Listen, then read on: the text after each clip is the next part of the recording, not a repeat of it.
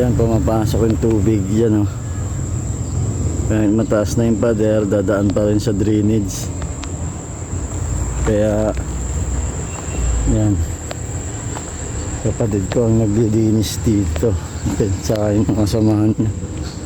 Yan, sakripisyo ng mga tagalinis. Tabi-tabi po.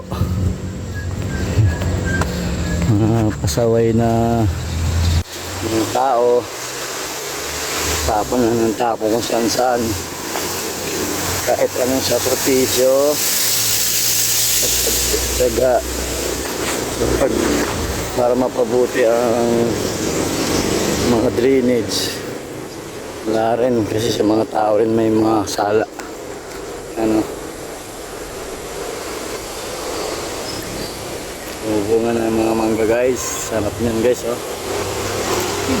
Dito tayo sa may bahay Kalinga.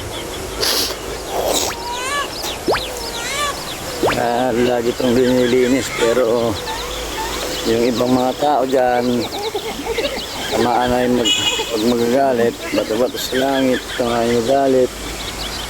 Sila rin na may kasalanan kung bakit bumabaha. Dahil nga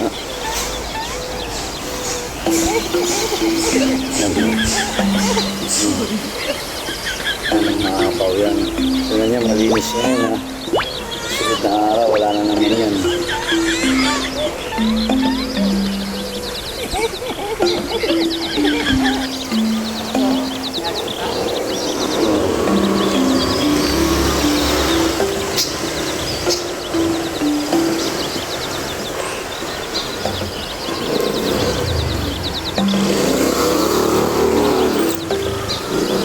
Dito pala yung kapatid ko, eh. Yan, linilinis muna nila. Al! Morning! Galing ako dun, sa linis na dun,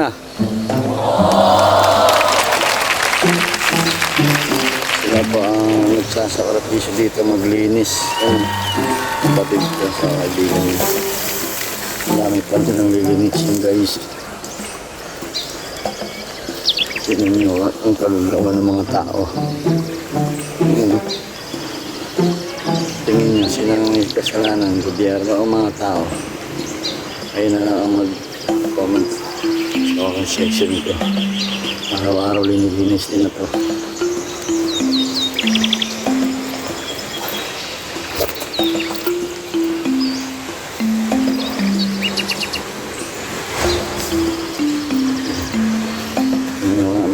Dyan, yan, dalawa na yan, napakasisipag na. Pero nagdahilanan, mga tao talaga ang may kasalanan.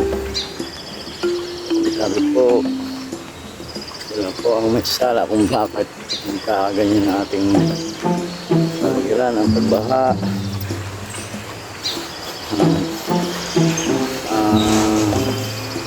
Pagbuho ng mga lupa sa kabundukan, inaabuso ng mga mayayaman. Shout out sa mga mayayamang abusado dyan.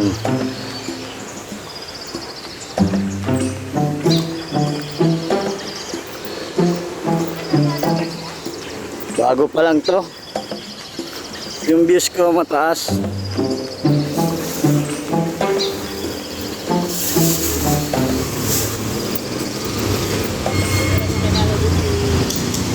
Shoutout sa'yo ate, anong pangalan mo? Ay! Ninita! Shoutout sa'yo, tol. Sila pa ang gumagawa ng paraan dito para malinis. Oh, dinala ko yung motor ko dito sa pagawaan, eh.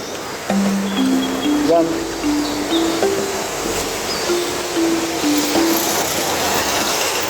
Yan guys, eh.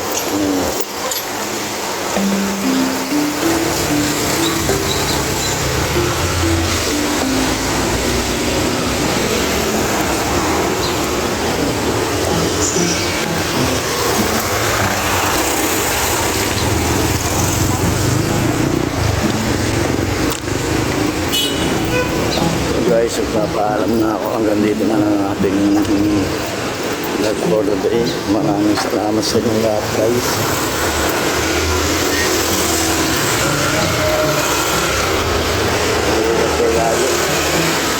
Always pray in God every day. Be humble every day. Thank you po.